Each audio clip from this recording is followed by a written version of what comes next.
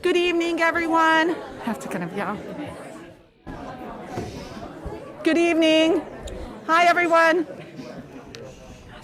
Okay, so I would like to call this meeting to order. Today is March 9th. Welcome to the Bangor School Committee regularly scheduled meeting. If we could all please rise for the Pledge of Allegiance. I pledge allegiance to the flag of the United States of America and to the republic for which it stands, one nation, under God, indivisible, with liberty and justice for all. Thank you. So I know we have a wonderful recognition today. Superintendent Tager? Yes, thank you, Chair Hosman. The Bangor School Department and the Bangor School Committee will recognize the Class A Girls Indoor Track State Champions. I want to congratulate you, team, on an outstanding season. I was able to see you twice. My wife and I went to see you run, once at the state championship. I'd like to take a second to thank Principal Butler and Coach V and the coaching staff. I mean, it takes leadership for this to happen, and it takes exceptional athletes for this to happen. One of my favorite books is by Patrick Lencioni, and he states that the best people you could hire are hungry, humble, and smart. And ladies, I feel the same way about each of you after watching you perform at the highest level possible. I would describe you as hungry, humble, and smart. I witnessed two of your meets, including the state championship meet. When I talk about hungry, I could see that your preparation and effort was outstanding, and you did that together as a team. When you talk about humble, I was very impressed by the way you respected your opponents and your teammates. Teams that can win a state championship, it's rare. There's been 110 state championships in the history of Bangor High School, and you're now a part of that. Also, as far as intelligence, each of you exhibited intelligence in the way you ran your individual event or your relay, and then together, collectively, you won that meet by a whole lot. What I'd like to say is the school committee and I are both proud of you as a person, student, and an athlete. I've got a gratitude for the dedication and passion of the coaching staff. I know the time that you all put in. I know there's not much of a break before you go into track season, but you do it because you love it. And I thank you and your coaching staff for all that you do. I'm going to introduce, it's my pleasure to introduce Coach Mosca to say a few words, and then we're going to present certificates with Chair Osman.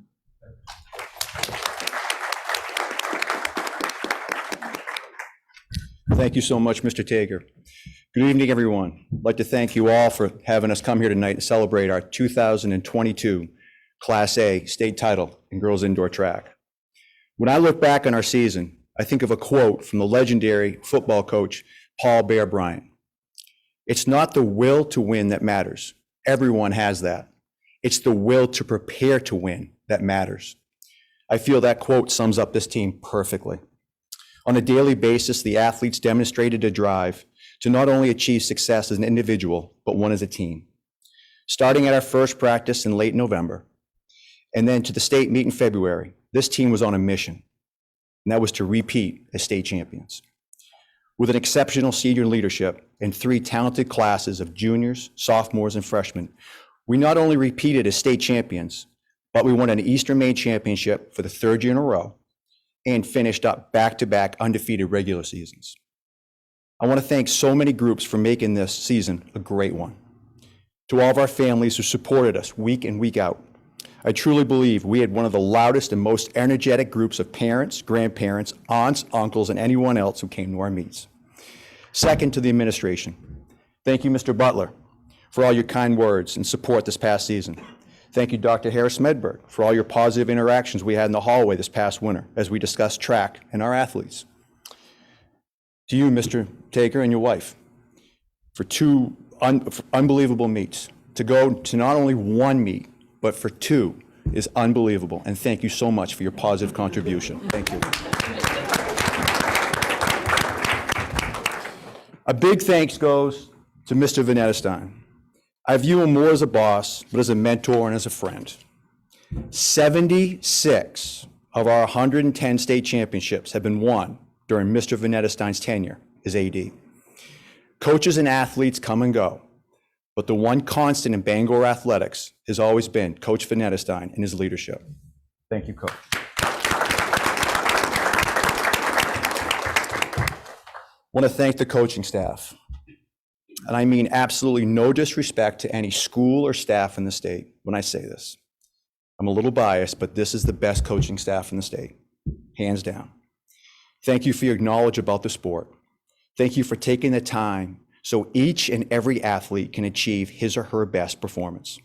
To all the effort that you put into planning at practice on a daily basis and to seeding a meet week in and week out, we are truly, truly blessed to have you. Thank you, coaches. Finally, the biggest thanks goes to this group of young ladies over here. We brought 26 down to the state meet, but also I want to talk about all 66 boys and girls who participated in indoor track this past year at Bangor High School. We're celebrating a girls' state championship, but we do practice as a co-ed program. I view this not as a program, but as a family, and all of us are together as one team. The state championship goes down on paper for the girls, but is one that was earned by both the girls and the boys as we practice and compete together as a family. Thank you, kids. Thank you very much. And enough of me rambling on. Now to the good part, all of you. What we'll do is we will call you down. I'm going to call you down one by one.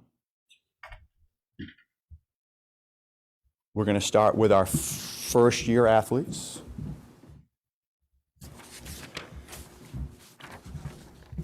Or we'll start with the seniors, that looks like. Yep, we'll start. We'll start with our senior athletes. Senior, Annalena Whitman.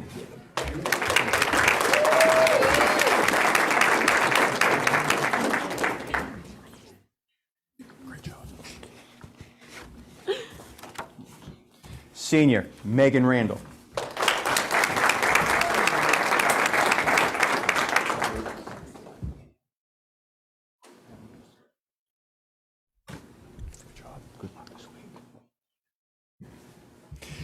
Senior, Camden Lavoie.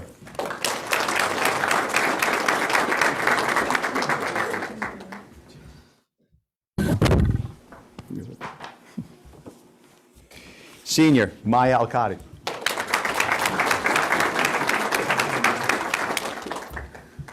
You two know each other. Great job.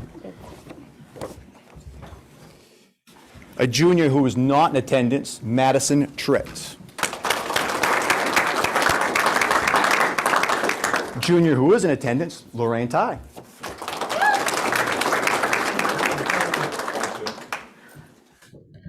Thank you, Coach. You're welcome. Junior, Annika Nowak.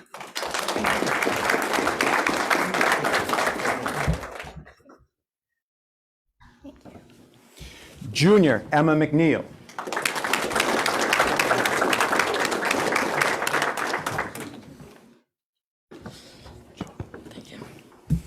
Junior, Abby McDonald.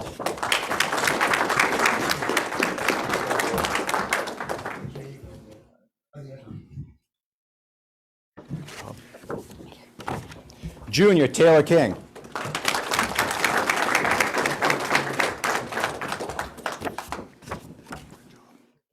Junior, Evelyn Humbert. We have a lot of juniors, that's good. Junior, Sadie Arrow.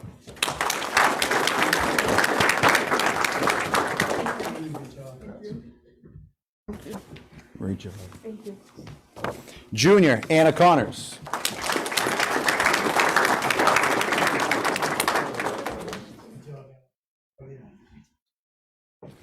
Go get him this weekend. Sophomore, Hannah Williams. Great job, Hannah. Sophomore, Callie Tennant.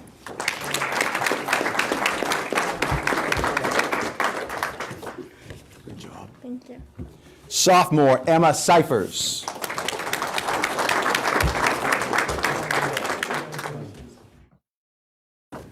Good job. Sophomore, Allison St. Peter.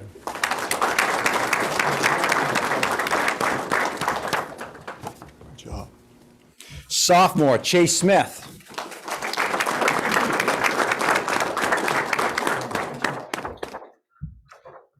Good job.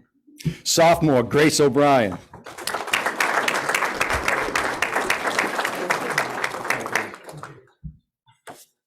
Good job. I find cross.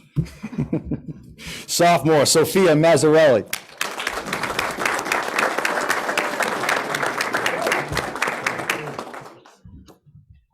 Good job.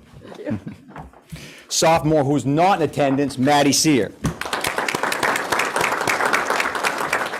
And now to our freshmen, first-year students, Madeline Ty.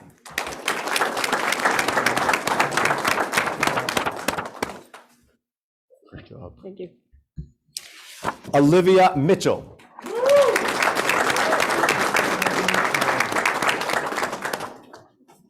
job. Jenna El-Qaidi.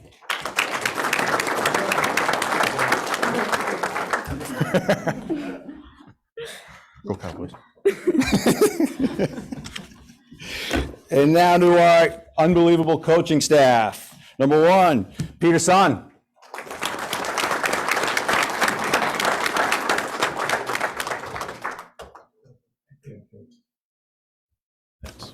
Good job. We're bros. Hannah Dunn.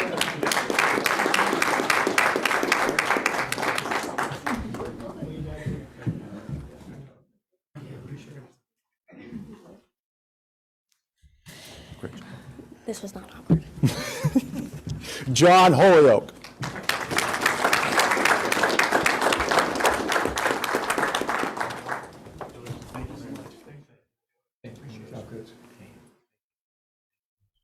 Great job.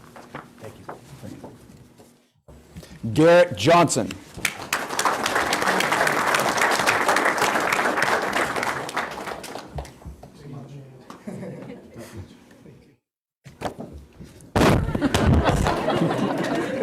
Thank you. She's not shy. Lindsay Hackett.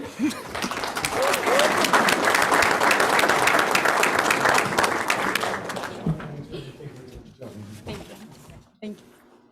All right. Roger Huber.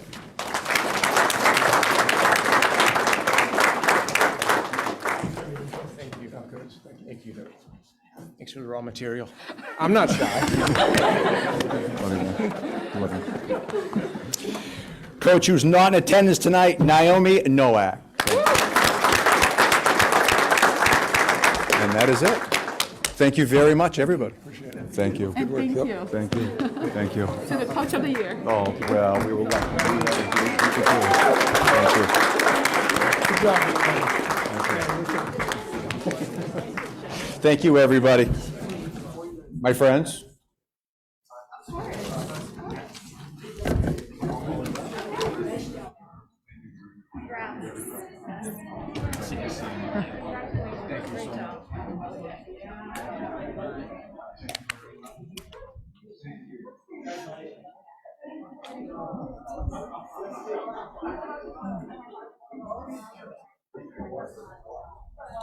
Okay.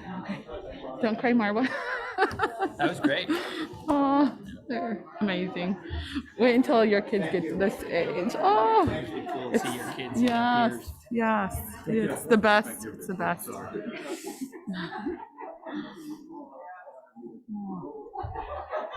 This was wonderful. Wonderful. And let them trickle out.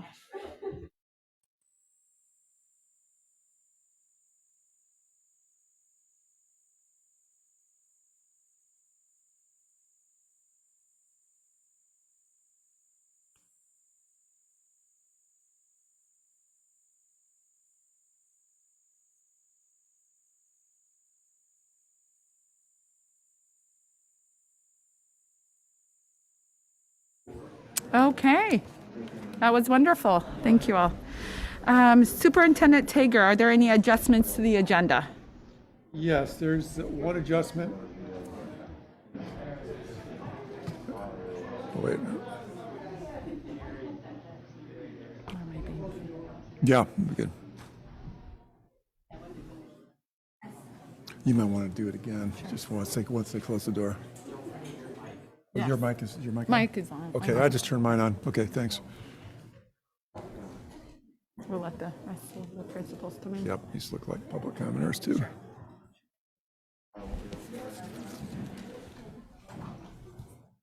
Okay, let's try that again. Superintendent Tager, are there any adjustments to the agenda? Yes, I'd like to table policy ICA until March 23rd. We're still reviewing the calendar. Okay, good to get in. Nope. Okay, and then next we have public comments. And just as a reminder, members of the public may address the school committee for up to 3 minutes on school and education matters. Complaints or allegations concerning specific employees or students will not be allowed, but it will be addressed through established policies and procedures. Public comments shall be directed to the school committee and be brief and not repetitive. Before starting, please state your name and place of residence. Do we have any public comments tonight? Yes, please.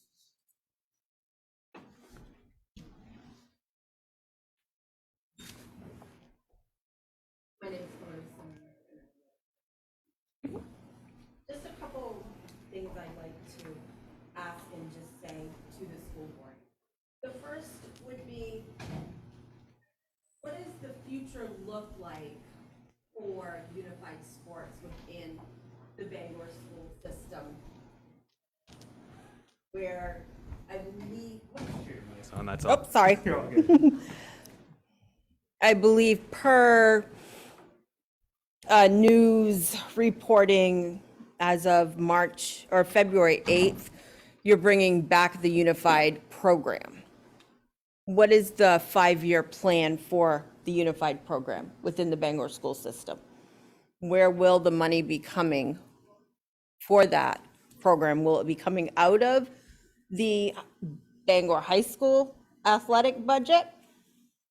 Will there be a budget for unified sports? Will it be spread across the whole school district?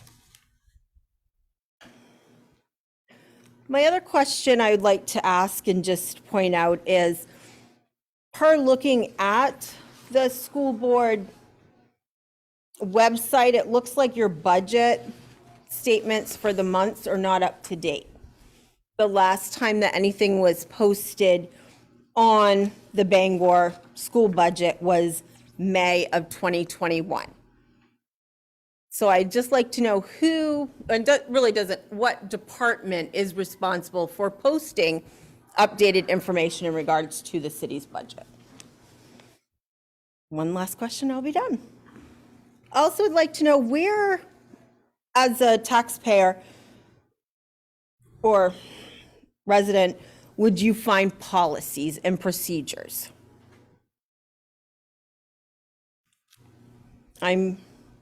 Where would I find the information that if you're requesting information from the school board or from the city, that I would need to fill out a Freedom of Information Act form? Where is that policy and procedure? And I would really like to get a response via email for all of these questions. I think they're very valid. And, as, again, a taxpayer, we deserve to know where our funds are going and what the process is. Absolutely. Thank you for those questions, and Superintendent Tager will get back to you. Great. Thank you, Hillary. I appreciate it. Do we have any other public comments? Please come forward and state your name and place of residence. My name's Aaron Brito. I live in Eddington, Maine. I'm here on behalf of the Maine Infernal Girls Hockey Association. We are trying to establish a co-op high school-based team in the area for girls hockey. Currently, our organization serves 80 to 100 minor youth hockey, female hockey players, and we're looking to have them have an opportunity to play beyond the age of 14. Right now, in the area, once you get to that 14U level, co-ed is no longer an option. The physicality of the game changes. It really doesn't line up with girls' proper development. So what we'd like to do, and what we've been working with some of the local ADs, is try to establish that. Our org came on the scene about 5 years ago, kind of a joint effort between the Bangor and Brewer area co-ed organizations. And then the plan was for have this conversation 2 years ago. Like so many things, that was interrupted. So we're restarting that discussion. There's a lot of momentum on the youth side. And it's kind of a big driver. We like I said, there's a need in the area, and seeing the young lady athletes tonight, two or at least one of those girls is a hockey player. So it'd be kind of nice to have them the opportunity to continue their athletic development on the ice. So I do have here, I didn't know how many to print, but I have letters of recommendation from the University of Maine women's head coach, Mr. Reichenbach. I'll just leave those right here if you guys want to take a look. But yeah, we would like Bangor to consider being part of that co-op along with the other schools in the area. And I appreciate your time for hearing me. Could Thank you you for give me your your name again? So Certainly. My name is Aaron Brito. Thank you. Thank you, guys. Thank you for your time. Any other public comment? No? All right, thank you. So next we have superintendent's proposals and updates. We have no action items. We have several informational items. The first is the mask optional update. Superintendent Tager. Yep, thank you, Chair Huston. I'll provide the committee with an update regarding the optional masks, and certainly we'll take questions afterwards or comments. Just want to start with the fact that Governor Mills held a recent press conference indicating mask optional beginning March 9th, and when she mentioned mask optional and that she was recommending that, it was endorsed by Dr. Shaw from Maine CDC and Commissioner Macon from Maine DOE, which is different than what we've experienced up to this point for 2 years. Penobscot County is currently yellow, which is considered to be moderate. Red is considered to be high. Speaking to our doctor that's on our planning committee, Dr. Martin, she advised us not to go to mask optional while we were in the red. So recently we have turned yellow, which is why we went to the mask optional. A couple other things I would tell you about the yellow, this is statewide. There are now 10 people on a ventilator statewide as of Tuesday, March the 8th. I want to give you a little bit of history.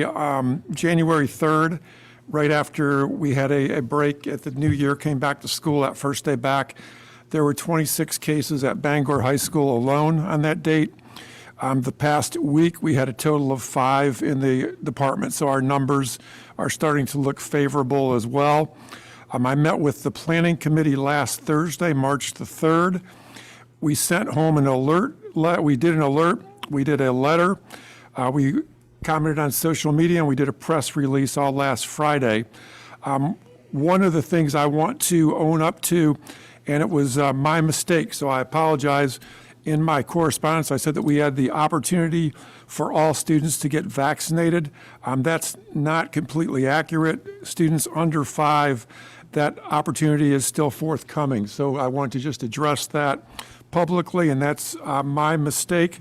I still feel strongly about the optional mask, and I would tell you that we have students that are in that age range that are in pre-K that their families do or do not want them to wear masks. So I wanted to just bring that to your attention. Also, I want to talk a little bit about what mask optional means. We as a department, I want to thank you as a committee because you've been supportive on this all the way through. We treat everybody with dignity and respect in the Bangor School Department. Our student voice matters. I would tell you that from different sources, about 50% of the students at the high school are masked today. Whether that continues or not, I don't know, but we're going to value our students' opinions and our teachers' opinions. And one thing I would kind of like to leave you with is that, and something that we could consider saying to folks, is masks are optional and always welcome. So we want people to make their own choices. Member Sichters asked me at our planning meeting about are the schools getting the word out to make sure that people are not being bullied if they're wearing a mask or that type of thing. The high school sent out a really good correspondence. The high school student government is taking this as kind of an initiative. Over at Abraham Lincoln, I know that the principal there, Shaw, was working with the pre-K to do what we can to make all of our students safe. So those are just a couple of examples of what's happening at the school, but I would say that we had a very good day today. I met with the principals this morning. I would almost liken it to when we had open house, when no parents were in the school, and we were able to do that at the beginning of this year. Seeing students' faces today and some of their teachers' faces, it was like a new beginning. So it was a very good day, in my opinion. Great. Thank you so much, welcome. Superintendent Tager. I have to say a few words as well. You know, I'm very supportive of the mask optional. Superintendent Tager and I had a lengthy conversation, and you know, I was nervous as chair, obviously, especially prior to the CDC guideline. But once that was in effect, you know, I think it was an easy decision for me as a parent to, you know, allow that choice to be made with my own children. We're split. I have children who went unmasked today, and I have children who feel very strongly about being masked, and we talked about that as a family. So I implore all the principals, the teachers, you know, administration, faculty, staff, community members, parents, to really talk to their children about kindness and respect. I think it's really, really important that we reiterate it, you know, especially in the next few weeks coming up. I really want us as a community to think about all the children who are at elevated risks from COVID, or those who are truly 5 and under who are currently ineligible to be vaccinated. I think it's really important to think of the youngest as well. Also to recognize that children live and interact with adults who may be immunocompromised or otherwise at high risk. I think it's really important to think about those children as well, so that we can, you know, support them and make sure that they feel safe. We have a lot of traumatized children, those who may have experienced losses due to the pandemic, who may have lost loved ones. As a result, my children lost their grandfather due to COVID. So I know a lot of our children may have PTSD as a result, and may, you know, want to be more vigilant as a result. So, you know, we need to really protect them and honor and respect their choices to reduce the risk of passing COVID to those who are at high risk.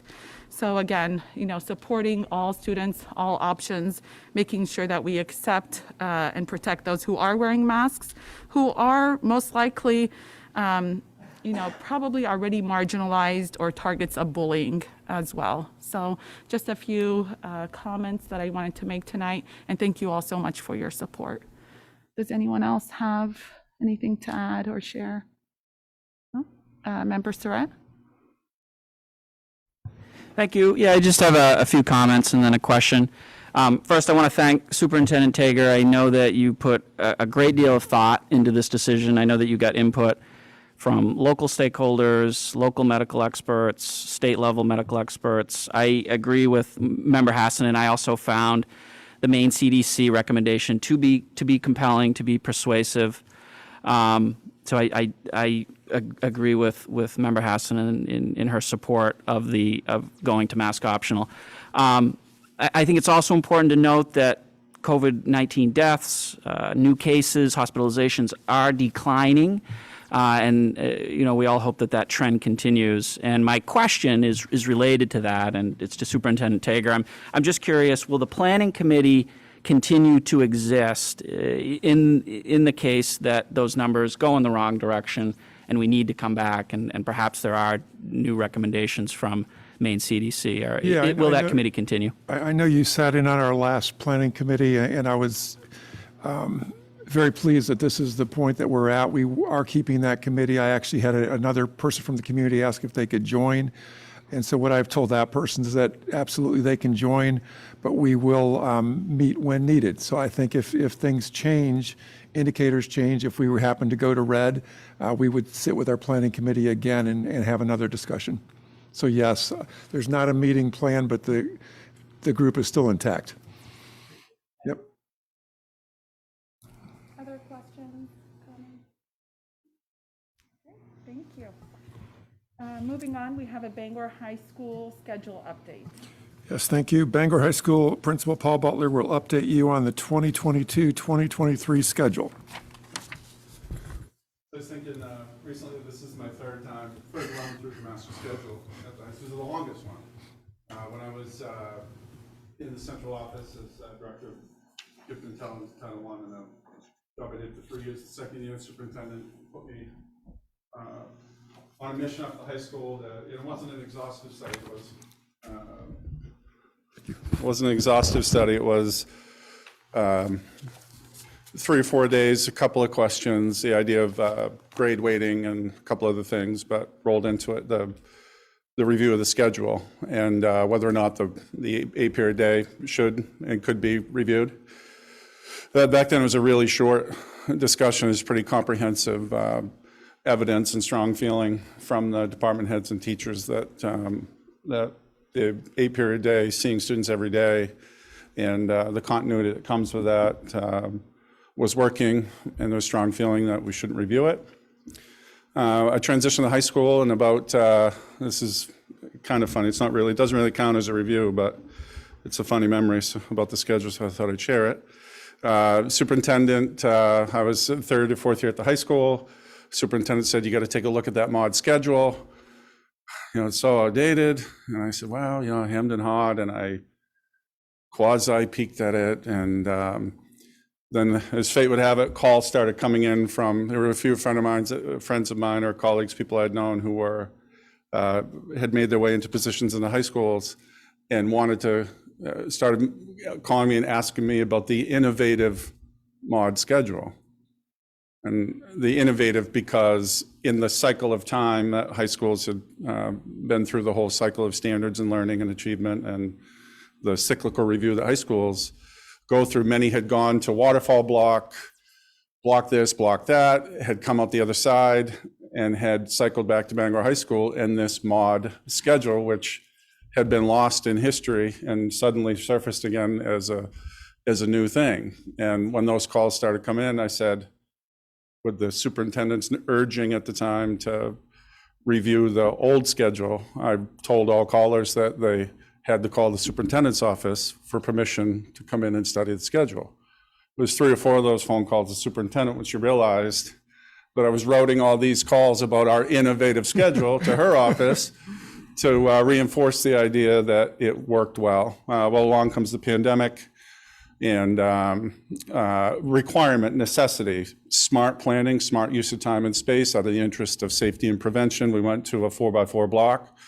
Other than the length of time that it put kids in front of students, and I would never argue against that idea that the most important thing you do is put kids in front of teachers that believe they're going to move them. They had that experience. It was the right thing to do in so many ways, but fundamentally in ways that I don't have to enumerate that have cycled through in different ways and different levels through this committee and discussion and concerns of families and kids. That was the wrong format for us. Yet there was that feeling of that length of learning, that block experience that was resonating genuine for folks, that when the superintendent charged us with looking at the schedule, it wasn't phone calls directed to the superintendent. It wasn't a 3 or 4 day review with department heads. It was comprehensive, multidisciplinary, data rich, subgroup, the whole thing. It was, in my experience, I spent in high school for 10 years. In my experience, it was the most involved, ongoing, focused discussion. And it should be, because your use of time and how you structure your days, the most important discussion that you can make, other than the quality of teaching. Well, on the other side of that, I will tell you that, and I've reported this, I know, before, on the other side of that, 59-41, sticking with the 8-period day or looking at something new, became maybe 49-51, 51-49. And what it came down to was my polling of department heads on the other side of it, who all had teachers with residents at those meetings and who were intimately involved in the discussion. Ultimately, polling them, it was 50-50. And I'll tell you, out of the spirit of compromise, or the interest in rooting the schedule in what I know to be effective, seeing students every day is really critical. I've seen it work too many times, and I've seen up through 2008, probably one of the peak years at Bangor High School, and always up and down the line, 2018, sorry, when we had our last full year. There's not a snapshot of a school's performance in any one year. 2009 at Bangor High School is pretty darn close. But if you look at those years, they're very parallel. So I know from experience as a student, from experience as the principal of the school, and the way in which it's diversified in my time, and really with not anything I've done, but facilitating the work of others, the 8-period day it can work. And I was comfortable going with that, with the compromise of honoring the idea that we might be able to blend in block days on alternating times and have a way that, so long as we're rooted in the 8-period day, we can find a compromise and get that cycle of deeper, longer learning time. I'm here to report tonight, and I report to faculty and department heads a couple weeks ago that that's not going to work. There are too many complications with it. There are things that I was concerned about logistically, and I could bore you with all the details of nested database and infinite campus and all those things. There were really significant issues, serious issues that started to crop up, serious logistical issues that got compounded. I delayed the decision about which days to choose for the longer blocks. And the longer I waited, the more wisdom that came in not going to any full diversion or even partial diversion from an 8-period day. Ultimately, when it became clear that syncing with other schools for personnel and syncing with other schools for students to access the program was sort of the last sign to me that it was time to not experiment, and more time to commit to what I know to be right. An 8-period day, it's a routine that we know. Not that this is the major reason, but it will avoid us being opening a school year with 92 teachers and 118 people in total, figuring out a new schedule and a new way to engage in kids by routine. I fundamentally believe that the 8-period day is the right way to go. It's one that we know. There's plenty of room for innovation. And I really believe, even though there might be some disappointment, might be some frustration at people having spent so much time in a decision, even though I was quick to remind them we spent all that time and it was still 51-49. But I think it's the right thing to go. I reported to teachers and department heads. That's the direction. I'm comfortable ending the conversation because I can say that everybody had a say, and ultimately I feel it's the right thing to do. So I'm here to announce finally that Bangor High School open and close next year with an 8-period mod schedule day, and yes, it is innovative. Thank you very much. Thank you. Okay, so next we have the introduction to the 2022-2023 budget. Business Director Jerry Heyman will introduce the 2022-2023 budget.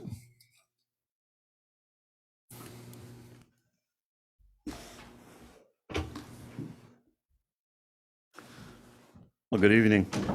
First, I want to address a point made earlier in the meeting. Financial statements do not get posted to our website until they go before you and you accept them. We found a glitch in our system that was appreciative that we found today, and we're going to address that, and 5 months of financial statements will be added to the site tomorrow. The one glaring absence from the financial statement is June 2021, which is our year end. Believe it or not, the audit is still going on. It's hard to believe. We find it hard to believe, but it is wrapping up, and once that's done, I'll present to you June 21 financial statements that are audited, and once that happens, we'll add those as well. So I just wanted to say that.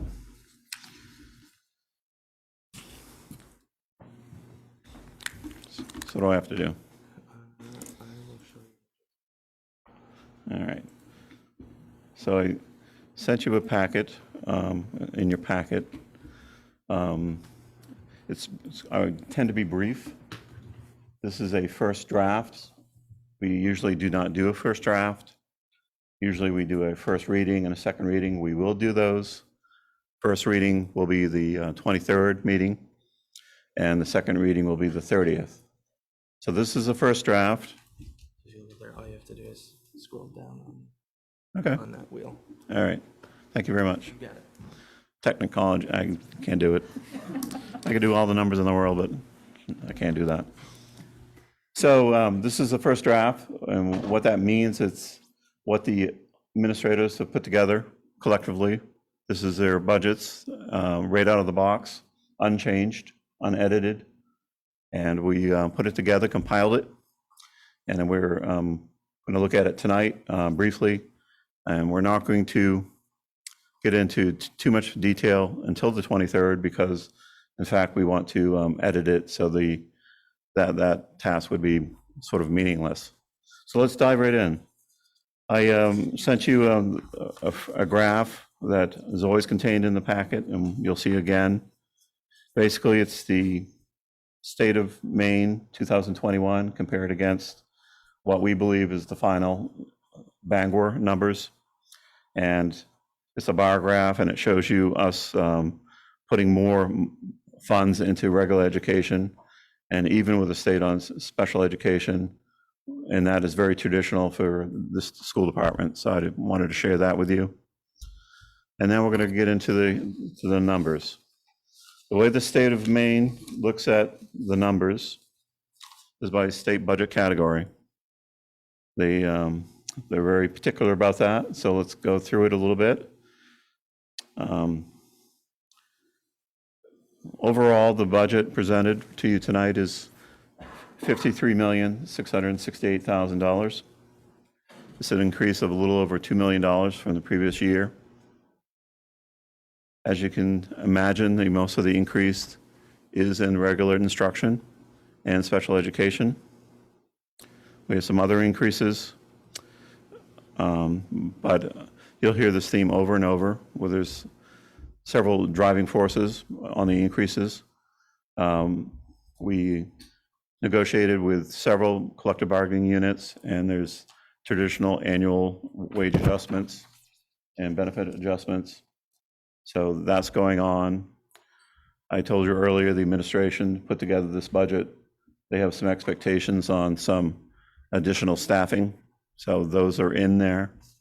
And also another big driving force is I really bumped up the utilities in the news, electricity, natural gas. I think I went 30% and 25% just to get a number in there that I felt good about. So doing that on a school department of 10 plus buildings, that's a lot. So you'll hear that over and over. So the driving forces, regular education, $874,000 increase. Special education, just under $340,000. Student and staff support, $485,000. And the other increases are a little bit smaller.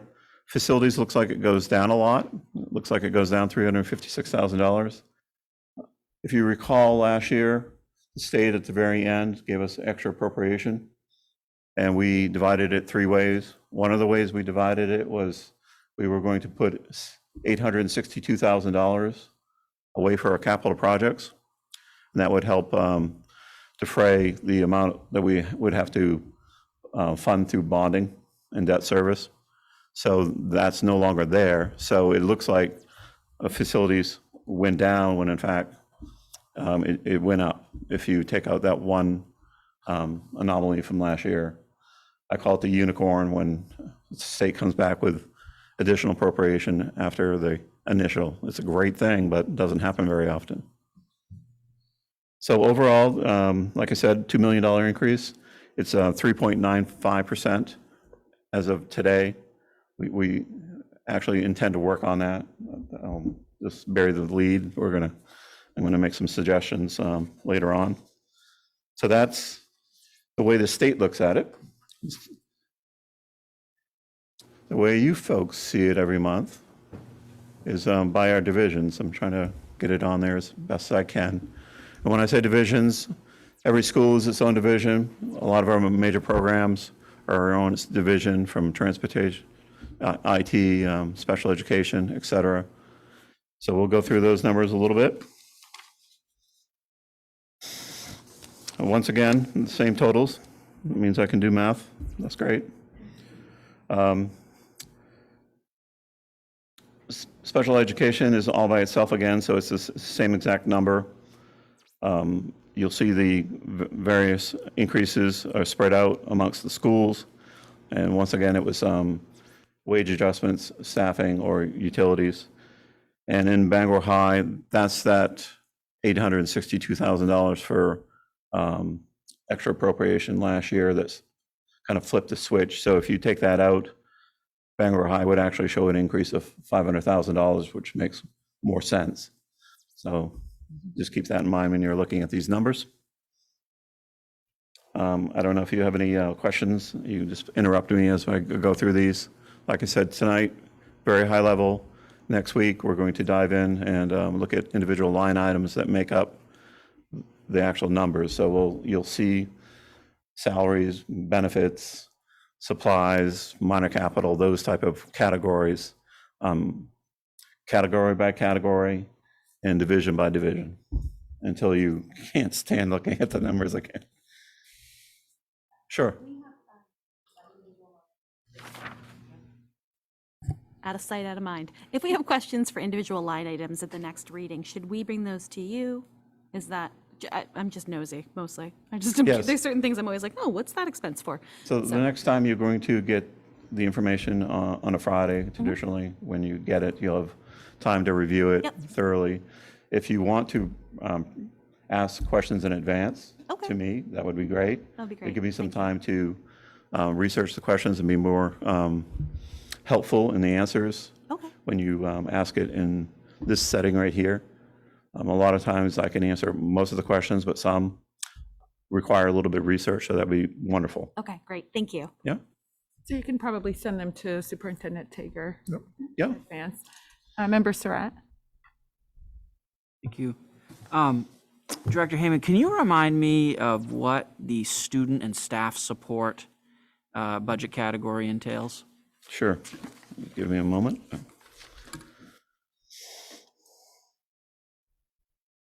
Part of what you'll see next time, along with the details, there's a page in front of each section, and it gives you the major items and programs that make up each category. So student and staff support, guidance, library, health services, instructional technology, other student support services, student assessment, improvement of instruction, instructional staff training, and other staff support services. Wait, what's driving that bump? Yes. It's about 500,000. 346,000 is salaries. So like I said before, it is wage adjustments plus new proposed positions. Got it. So it doesn't take many positions to really get a really solid number. Yep. Thank you. Yep. The other increases are a tenth of that compared to $347,000 right now. So that's why I didn't want to go line by line, because we intend to do some changes. Thank you. Okay. All right, moving on. Sure, sure. Just a question about the categories. I noticed there's a separate line item for athletics. Yes. Is there a way to look at other extracurricular activities as a separate category, or where would we find numbers on those programs? In other instruction, it's made up of co-curricular, extracurricular, other instructional programs, summer school, and post-secondary enrollment. So you're going to find them there. Okay. So in the other instruction category. Okay, thank you. Yep. That's what I wondered, thanks. So you'll have that data at your fingertips, and it will be refreshing your memory of what makes it up. So going on, I need to answer the question how we're going to pay for it. If we truly went forward with the budget as it's presented today, and I apologize for the font size, but the numbers are in your packet. This is how we would pay for it. And I'll start at the top. This is the revenue. The state analyzes every aspect of every school in the state of Maine. They have over 7,500 codes because they dissect it to an unbelievably small portion and run the numbers through their system. And basically what comes out is a 6-page report called the ED 279. And that tells you their level of support for the coming year. So we were always guardedly cautious, waiting for that. We've received their first draft of that. We hope it stays true because, in fact, the state aid actually went up, and you can see that on the, it's about the third or fourth line down. It just says state aid. It went up $1.44 million. That is a great number. We were very pleased with that. So you never know what they're going to do with their formulas and how enrollment and COVID for sure impact all of this. So we were ecstatic. So I'll start at the top. The required local appropriation. The state is kind enough not only to tell you what they will do for support, they're kind enough to tell you the minimum you must raise locally to support your school. So that line is reflected right on the ED 279.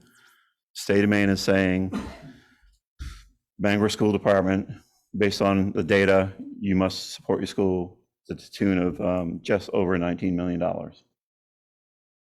And like I said, the fourth one down is they're going to fund at this point $24,081,000. The one in the middle, the local approved above required, if we want to do extra things with our budget and make it robust like we always do, that's the amount that the local share will have to fund above the minimum. So that both the local required and the local above minimum, those are the amounts that the citizens of Bangor will have to fund through taxation. So if you look at just the top section of the local approved and the local above required, you can see that the dollar difference column, the third number down, it totals $595,000. If nothing changes on this budget, we would ask the citizens of Bangor to fund above what they've done in the past by additional $595,000, which according to my calculation would work out to be about 25% on the mill rate. The other categories and the other revenue, we kept the same. They don't fluctuate a whole lot. They're tuition and some state agency funding. So we simply, you can see the bunch of zeros in the different column. So that really doesn't factor into the math, if you will, what we're doing. So on the very bottom, which if I scroll up just a bit, you can see the same increase of $2,038,000. So I've had discussions with Superintendent Tager.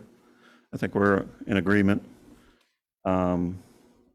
We feel with the economic realities that are going on today that an increase to the citizens of Bangor is not what we want to do at this point. I gave the bad news to the administration team this morning. They're going to start with some cuts, and if they're not enough, we'll continue. What we intend to do in 2 weeks, on the 23rd, is present a budget to you with $0 increase to the citizens of Bangor. And that's exactly what we did last year. So that would be 2 years in a row. And I think that's a really good message to do and to send out. So that's our intent. I don't have anything more from you tonight. I hope you're in agreement with our plan. But obviously, please let me know, let Jim know right now. That'd be great. Member Mundell. Yeah, I have a question. I get confused about how the mill rate works with respect to the budget. So if we're knowing that property values have increased over the past couple of years, would an increase in our budget not be covered by the increase in property values so that the mill rate wouldn't have to change? Am I making sense? Well, if the mill rate didn't change and the property values went up, then obviously there would be more raised that way. Right. But the city is probably looking at trying to be as conservative as possible as well. So obviously the goal is not to ask the citizens to fund a great deal, given the, today's environment. I can't speak for the city. I can speak on behalf of the school. So the mill rate indeed might change if the overall pot based on evaluation of property goes up. That's very possible. And if you want to know how it works, a quick math, for every $120,000 the budget goes up, it's a nickel on the mill rate. Okay. So that's kind of the math you can use. Okay. Okay. Yeah, thank you. Member Sectors. So I want to thank you Yeah. very much for this. This is just incredibly impressive as sort of a first go. I know we spent a lot of time together this past year in rooms We did. with negotiations, and I love how it felt to me as you were answering Member Surratt's question about increase, you looked right at me. Because there was a lot of back and forth between the two of us because, we're really dealing with, people expect a raise. You do work. Nobody's going, yes, cut my pay this year. That's really what I want. And our teachers and our staff and our administrators, and we were having a difficult time filling a lot of positions because we were no longer competitive. Right. So we did increase, and I think we were probably responsible for Mr. Heyman's, blood pressure rising on many, many, many occasions, and him very frequently saying, "Well, that's 5 cents to the, to the taxpayer." So I'm really incredibly impressed. A lot of this, a lot of people don't understand that so much of the budget is completely out of our control. Right. The state says you will educate everybody that walks through your doors, and it doesn't matter where they are. And there are certain laws that you have to follow. And unfortunately, a lot of those children that require a lot extra are coming through our doors. And I'm grateful that we live in a community that is doing everything in our power to get them to the other side, to be productive, wonderful, useful, well-educated people. And I, for one, thank you very much for all the work that you've done and that you do. Thank you. Member Sorg. Thank you very much, Mr. Heyman. It's a good budget. I like it. I'm in agreement with you and Mr. Tager that passing that increase on to the taxpayers at this particular time may not be the best thing. And having sat in on negotiations with Member Sichters and you guys, we had to make us competitive. We had to do that so we could hire good people. But at the same time, we also have a responsibility to the residents of Bangor to keep things in line. And with this mess going on in the world today, UTC has the same problem. Their electricity went up 61%. Their gas bill went up 17% this last month. So it's not going to be pretty the next several months. So I'm in agreement with you, and you did a great job. Thank you. Thank you. Any other questions? Member Mundell. Yeah, thank you so much for all this work. I guess, when we gave back the $500,000 to the city last year, that was, I know, a very controversial decision. We all had different opinions about it. I personally thought it was a mistake. And I heard back from a lot of citizens that they were just appalled by that decision. So I know that there's sentiment out there for fully funding what we need to spend on our schools. So I would just be cautious about making that assumption that Bangor citizens aren't willing to step up in this day and age, knowing what our students have been through over the past, 2 years especially, and knowing, what the challenges are that we've heard from Dr. Rogers, for instance, about the needs coming into the schools. So I think historically there's always been an assumption that we should go for a flat budget, but I don't think that's really been challenged. But I would just like to throw it on the table that I don't think we need to operate from that assumption necessarily, especially given what our kids are facing right now. So that's my 2 cents. So just the budget itself, if we do trim it down, so there's no increase to Citizen Bangor, will still go up $1.44 million. So there is some growth in the budget. We're not, I didn't mean to imply that the whole budget was static and flat. It's just I was trying to emphasize the amount that we would potentially need to ask the citizens to pay in addition to what they already are would go up if we had this in play. But thank you. Member Surratt. Yeah, thank you for this report, and I just want to get really clear on just some of the implications. So we're looking to cut out $595,000 from what was proposed today. Yes. Correct?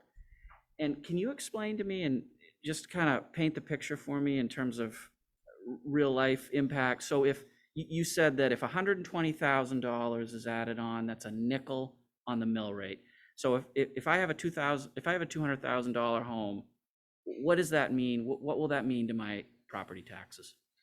If a nickel gets added on to the mill rate, what is ballpark? What would that mean? It'll be 7 or 8 cents per thousand. 7 or 8 cents per thousand. I believe. I don't pretend to do the math that the city does. Yeah. Ben, I think you have. Like $40. It would be $40. So $120,000. So for every $120,000, $40 would be added on to the taxes of somebody that's paying their property taxes that has a $200,000 home in the city of Bangor. Is that? Thank you. Yeah. So, and I just want to echo something that Member Mundell said, in terms of just cutting out services, especially when we need it, for our most vulnerable students. Mental health comes to mind, students, with all different types of challenges. So that won't affect our most marginalized students, correct? I don't believe so. What we're going to do is we're still working on in my office a list of additional full-time equivalents, FTEs. And we're going to have a list of basically the new proposed positions. We're going to look at what they would do and where they are located and what they would serve and really make strategic decisions if it comes down to not funding those positions. Because the lion's share of any budget is made up of salary and benefits.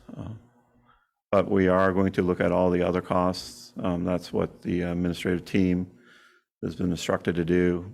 They're going to be doing it over the remainder of the week. And we'll see what comes from that. And we'll know what we have left to address. And then we'll try to make really strategic choices in our what we do, go from there. Okay. Yeah, especially post-pandemic, when we're coming to the tail end of it, I think we definitely need a lot of services to Absolutely lift our students. So you're going to see the net change sheet in the first reading of the FTEs. You'll see if we, I'll just throw 10, if we added 10 positions, you'll see what they are and what they're intended to do. Are they ed techs? Are they guidance counselors? Are they instructional teachers? You'll see exactly what's going on. Okay, thank you. I saw Member Surratt. Okay, go ahead. Oh, well, thank you. I was just going to note to Member Mundell's point, the city assessor, Phil Drew, does a really helpful presentation to the city council each spring about trends in property valuations. I have no basis for saying this, so I probably should not, but I feel that in the beginning of the pandemic, the commercial valuations in Bangor really got ratcheted down because of anticipations that it was going to be a rough go for businesses. But a lot of businesses have really sailed through the pandemic. So my hope would be, and this is where I have no basis for saying this, but here we are. The commercial valuations, I think, should come back up, and then you'd have a bigger pool. And certainly the residential has increased a fair amount as well. So on the one hand, I think we owe it to ourselves and the city to just put together the best budget possible and let the mill rate shake out where it is. But on the other, the mill rate is kind of a headline number, and there's a psychological component to that. And when people are choosing where to live, the mill rate is a key variable that people look at. And we've got some surrounding towns that have very low mill rates relative to Bangor. So to Member Sorg's point and others, it's a competitive landscape. So I guess I maybe have contradicted myself a couple times in speaking here, only to say that that presentation that the assessor makes is really interesting. And maybe if not have our own presentation from the assessor, we could find out when that is, if any of our members want to attend that, because it's interesting. And I think it could be helpful as we kind of think some of this through. Member Surratt. Yeah, right. It's a complicated dance, but I want to echo a little bit of what Member Mundell and Member Hassanen said. Coming out of COVID, it'll be interesting to see where the cuts come from, but I would say that from my point of view, a 0% raise is not mandatory for my support with this budget. So I think Member Mundell and Hassanen make good points about we're at a very troublesome time right now in schools, and support is needed. So I just wanted to add that. Okay, thank you. Member Luciano, did you? Just add, we do have legal contracts with these teachers and associations that we have to meet, so cutting their budgets kind of isn't an option, usually. Right, that's why usually the go-to is looking at the new proposed positions are usually the easiest to address. And this is the short version, by the way.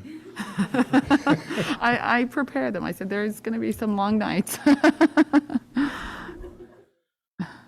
Thank you so much. All right, thank you very much. Okay, everyone take a deep breath. Okay, so next we have report of resignations. Yes, I'm reporting the resignation of Corinne Foley, school counselor, Bangor High School. Okay, and next we have report of retirements. That's a skip. Oh, Yep. Next, we are moving on to business action items. We have the minutes for the regular meeting of February 16, 2022. I'm recommending approval of the draft minutes of the February 16, 2022 regular school committee meeting. Second. Any questions? No? All in favor? Motion passes 7-0. Next, we have personnel. We have nominations for teachers. Recommending the following teacher nominations for the 2022-2023 school year with a one-year probationary contract. Jamie Siome, occupational therapist, Bangor Regional Program / district-wide. Jessica Holes, speech and language pathologist, William S. Cohen School. Can I get a motion, please? Any questions?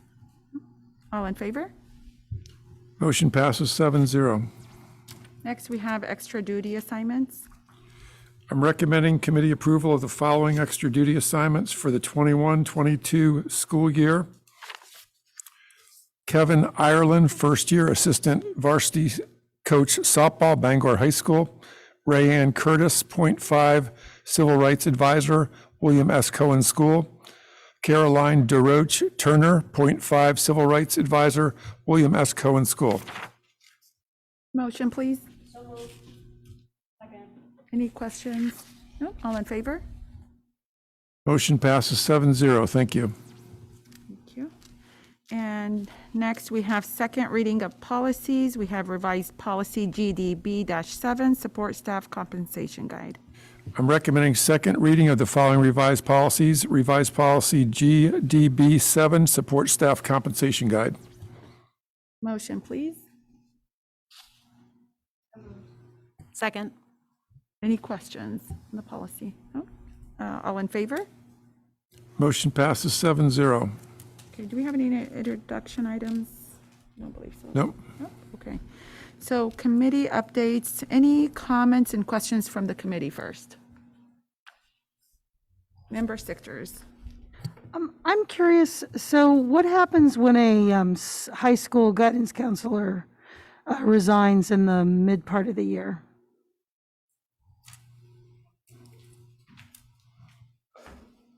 The resignation actually is for the end of the year. So, yeah. All right. That was easy. Member Surratt. I just wanted to mention I had a wonderful opportunity to tour several of the schools last Friday with several other members of the school committee. I had a wonderful tour at the Mary Snow School with Principal Chadbourne, and one of the things I really loved about the tours, or some of the tours, was that students were leading the tours, which was wonderful. Also, at the Abe Lincoln School, I had a nice opportunity to walk through, surprise my children, which was a lot of fun. And also, Principal Miss Brenner gave a wonderful tour again with a student at the Cohen School, and I learned a great deal and really appreciated it. Thank you. Thank you. And I have to echo that as well. I thank the West Side principals, and I have to thank the East Side principals. We had a wonderful tour. We thank you for your time, and I also thank my colleagues who were able to come to either the East Side or West Side or both. So thank you all so much for your time as well. Member Mundell was next. Yeah, I want to echo the thanks from the East Side principals for giving us the tours. It was great. It was fun to kind of relive some old memories from when my kids were at Cohen. So that was a lot of fun. And I apologize to the West Side principals for not being able to make it to the West Side Day. I was very disappointed as an East Side parent, but I had a conflict that I could not change. So I hope to make that work next time. I also wanted to give a big shout out to our high school's robotics team under Mrs. Roberts. This is the first year that they have competed, that they've had a team.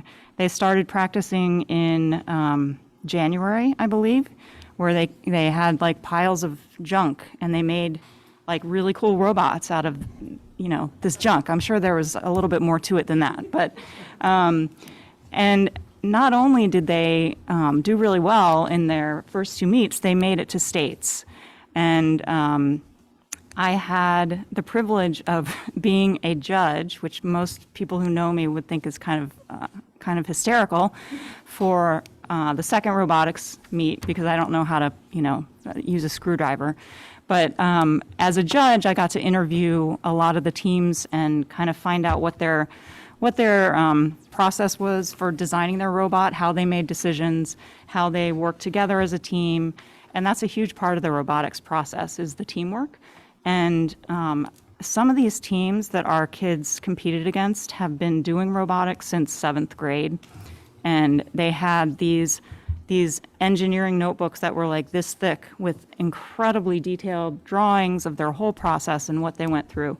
So this was our first year doing this. It was like a baby step, but I don't know what kind of magic Mrs. Roberts did, but it was just an incredible performance. And not only did we make it to states, but two of our teams made it to the elimination round and even to the quarterfinals. I might be wrong about that, but anyway, so I want to give a big shout out to Mrs. Roberts and all the kids involved. It's a really fun activity, and for those kids who aren't very sports oriented, it still is a fantastic way to get the competitive drive going, and I will attest my son was one of them, and I didn't know he had it in him. So anyway, so I want to thank Principal Butler for providing support for that, and I hope the support will increase. I know this was kind of a low budget item this year, but I'm hoping that we can fully fund it in future years. So. Yes, congratulations to the robotics team. That was wonderful. Member Sorg. I would like to also comment on the tour of the East Side schools. It was great to see some of my old colleagues that I had a lot of fun working with, and especially to watch the students, both at Cohen and Mary Snow, give quite a presentation about their school and knowledge of how their school works. I do apologize to the west side, the east, is it the, no, the east side, west, okay, the other schools, I didn't make it. My knee was not up to it yet, so now I'm at full capacity again. But I have for years have felt Bangor has a great school department and outstanding teachers that I had the great privilege and honor of working with. So great job, everybody. Members, Luciano. I just wanted to share that I actually had the privilege of touring UTC this week. So along with having the amazing tour last week, I got to dovetail into that with the tour of the United Technical School. And that was amazing. And to Claire's point, I wanted to share the thing that I think I was the most excited about. I assumed there would be plumbing and electrical and baking and cooking because those are the things I typically associate. I was so excited to see robotics and engineering. I spent 6 years working for Boeing in defense and worked very hard with a lot of very smart people who were all engineers, programmers, robotics specialists. And I spent a lot of years mentoring in the robotics clubs back where we were from. I started with the first graders in their Lego robotics all the way up through high schoolers who did competitive robotics battles. And seeing that we have that opportunity to dovetail with our kids here into the UTC program where they can go and work with that, it was amazing. So I actually was really excited to come back and talk to Claire because I see a lot of opportunity for overlap there for the students to work together on maybe a robotics team based out of UTC, something like that. But having that expertise and that knowledge right in our own backyard and the collaborative nature of the districts together, I think it's just a match made in robot heaven. So I was just really excited to see that additional. Also, just a quick share, the restaurant at UTC is opening back up to the public soon, and they're doing takeout on Thursdays, and it is nice. So just quick little sales pitch there, but having worked in one of a premier robotics center as a corporation and to see that duplicated, I was so excited. So just quick plug for UTC there. Other representative reports? Anyone? Member Mundell. Yeah, the new Mental Health Advisory Committee met on February 17th.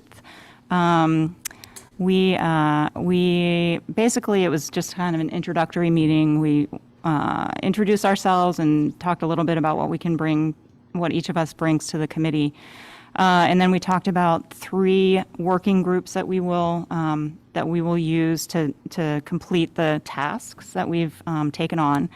I think I've mentioned this before, but I'll just say it again. The first working group is an assessment working group where we will be looking at ways that we can measure our students' mental health, hopefully over time, so that we can kind of get a snapshot of what the needs are and where our kids are right now, and then as we implement programs, how their mental health is affected by our interventions. So that's one subgroup. The second subgroup is an inventory subgroup.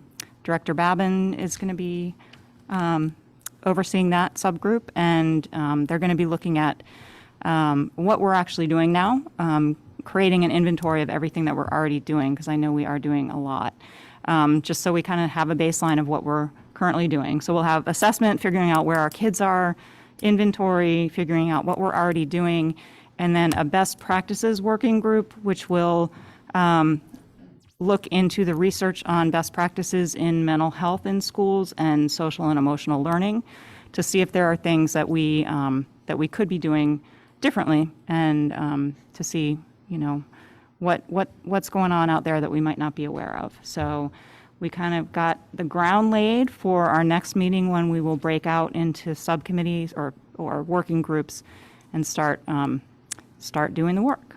So, and Principal Silk, do you want to add anything to? Okay. Excellent. Thank you, Member Sorg. UTC met last Thursday. They normally meet the first Thursday of every month. And the interim director, Matt Peterson, has been hired as the new director. Yeah, I think everybody's gonna like her, and I'm sure, did she do your report? Oh, yes. Yeah, she's great. She'll be an asset for us. Also, one of the things that was announced at the meeting, enrollment is already started for next year. They've gone to 3 schools already, 3 high schools. The new enrollment this year, the application is online, so your students will have to go online, high school students, and type in what they want and everything, and that's being coordinated with the high school guidance counselors. Fingers crossed, I hope. I think it's gonna work, and it should work, so I'm excited. Oops.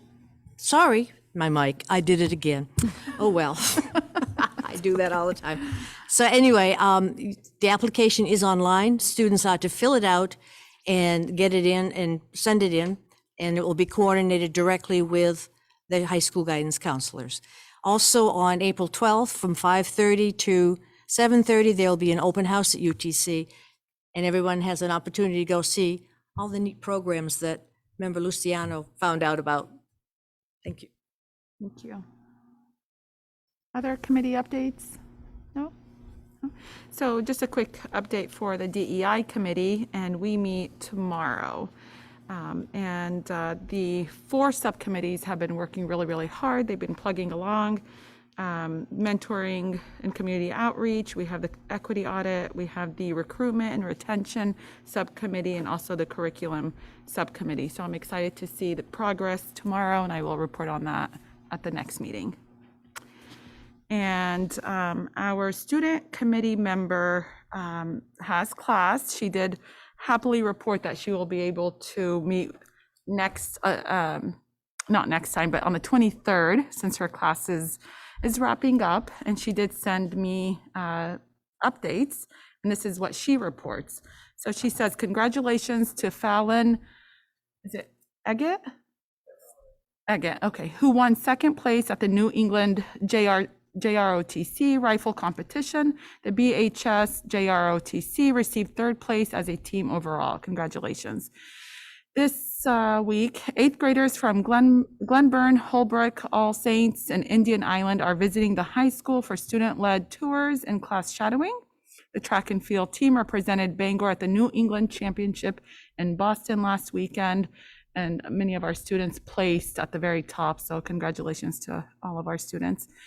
Congratulations also to Sam Connor Self, who won the Foreign Language Association of Maine Student of the Year Award. Congratulations, Sam.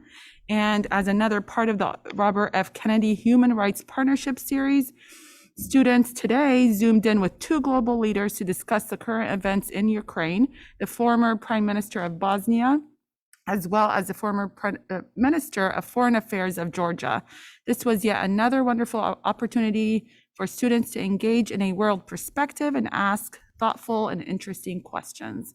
Thank you so much, Caroline. And we have no reports, correct? Yep. Okay, so informational items. We have several important dates coming up. Wednesday, March 23rd, 2022, regular meeting here, 7 p.m. Wednesday, March 30th, 2022, another regular meeting, 7 p.m. here in council chambers. Wednesday, April 13th, 2022, regular meeting, 7 p.m. And Wednesday, April 27th, regular meeting, 7 p.m., council chambers. And I believe I don't have that one. Okay. And something I'm really, really excited about, Wednesday, May 17th, 2022, we have our first ever school committee members retreat. And that will be an all-day event, 8:30 to 3 p.m., Redmond and Winchell. And thank you, Member Sichters, for getting the boardroom for us. And so we're very excited about meeting as a committee and doing a lot of wonderful work and wonderful activities. And I appreciate Member Surratt for helping me arrange the fun activities that we'll have. Just fun. Any last questions and comments from the committee? Member Sichters. 2 questions. In regards to the community members that spoke today, I would be curious to learn a little bit more about that women's hockey, the Inferno. I think that would be really interesting to find out, like, how that works, what that, because I know a number of years ago, we had some folks that talked to us about wrestling. So, and then can somebody explain to me what unified sports is? Ah, okay, awesome. It's a combination between Special Olympics with a regular ed peer. Oh, And having done Special That- Olympics here in Bangor for 15 years, Bangor has been the only school in the area that does not have a unified high school program. I think that's what you were pointing at. What it involves would be, it's like if you did basketball, you have like, You gonna put your mic? I hate that. I want to be rude. Sorry, what you would have for unified is that you'd have maybe 4 Special Olympic athletes on the court plus 2 unified players. The only players that could shoot for the basket would be the Special Olympians, but the unified players could assist in other ways. And in Bangor, I mean, it would be like 5 on 5, so it'd be maybe 1 unified person, non-Special Olympic, and 4, whatever they divide it by. And that's very important for our students, for inclusion. And I think since I stopped doing Special Olympics when I retired, the people who took it over did a great job, but they're also leaving. So then I think that's something that Mr. Tager and maybe Mrs. Babin would have to look at to figure out where we want to go. Yeah, I'm going to respond on the first request. I'll get hold of Hillary, and I'll also ask Coach V to help me with the hockey part. I think Okay. Principal Butler wants to say something. Oh, go ahead. I'm sorry, Coach. We actually have a unified basketball program. We had a game today. We won at the Brewer, at home against Brewer at the buzzer. We have a game tomorrow. We've had a program. There are 2 tiers that you can operate at with, and unified basketball is the first one that came to my consciousness, I don't know, maybe 5 or 6 years ago. There are 2 options. There's a fully competitive, ongoing competitive, multiple game season that's run with, within parameters, and I think you had described how it runs. And then the second year that Unified came to this area with a pretty strong foothold, programs like us, we were interested in having those experiences for students. We didn't feel like we had the right, for the way that I thought the program fit in and could have maximal effect at the high school and reach the right students. I didn't feel the full program competitive with the number of games and contacts and travel was right. So for 5 or 6 years, every year since we've been involved, we've played at least 3 games.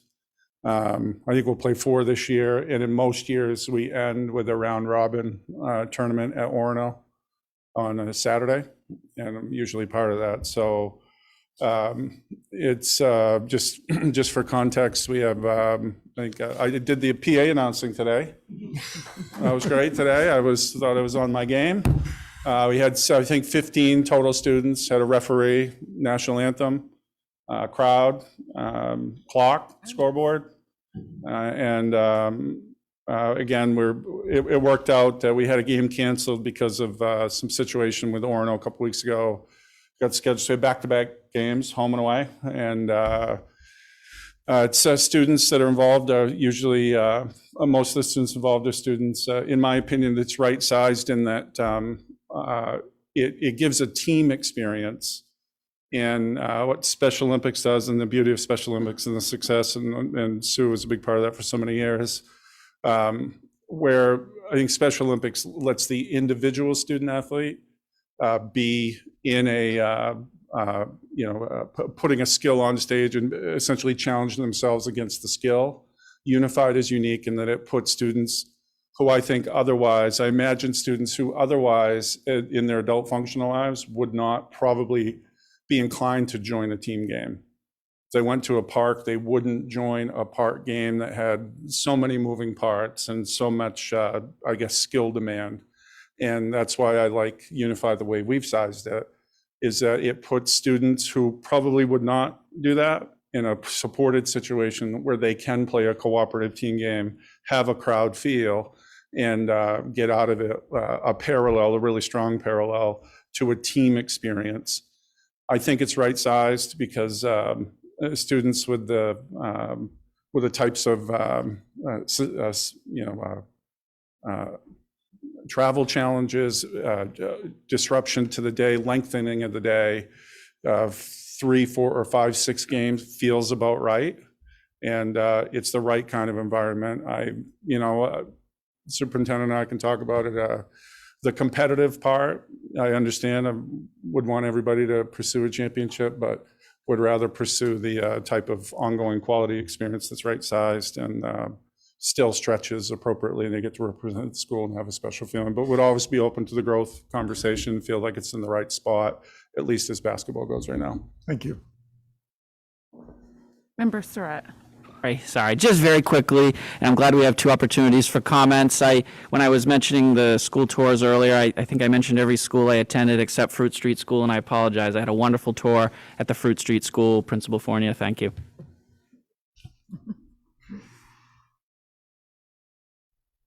Okay, last chance, comments, questions? Everyone's good? All righty, adjournment. Motion, please. Any objections? All righty, adjourned. Motion passes 7-0. All right.